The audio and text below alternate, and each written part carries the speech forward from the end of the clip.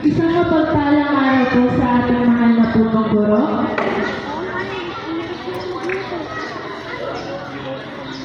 Sa mga kagalang-galang na panauhin, sa mga guro, mga magulang, at higit sa lahat, sa ating mga magsisipagtapos ngayong araw. Isang mainit na pagbati po sa inyong lahat. Sa araw na ito, hindi lang tayo basta nagdiriwang ng pagtatapos ng isang yugto ng ating buhay, kundi sinasalubong din natin ang simula ng mas malawak na paglalakbay.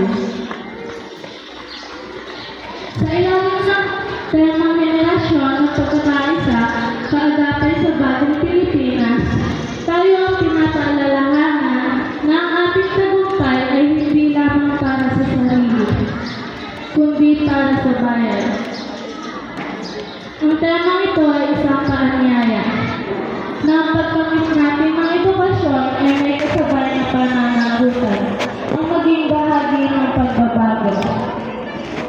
Bilang isang kabataang Pilipino, tayo ang inaasahang magdadala ng bagong sigla, bagong pag-asa at bagong pananaw sa ating bansa. Ngunit ang lahat ng ito ay nagsimula sa pagkakaisa. Pagkakaisa na nagsimula sa loob ng paaralan, pamilya at komunidad. Ngayong araw, magsasama-sama tayo, hindi lamang upang ipagdiwang ang bunga ng ating pagsusumikap, kundi upang kilalanin din ang lahat ng naging bahagi ng ating tagumpay. Ang ating mga guro, mga magulang, at ang Diyos na patuloy na gumagabay sa atin. Tayo ang kinabukasan ng ating bayan.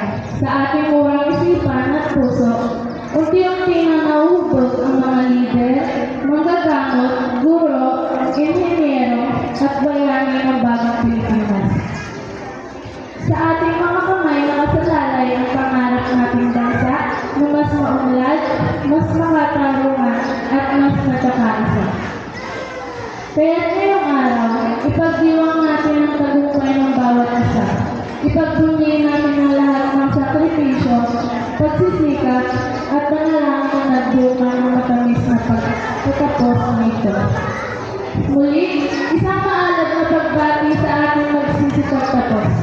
Mabuhay ang henerasyon ng pagkakaisa, mabuhay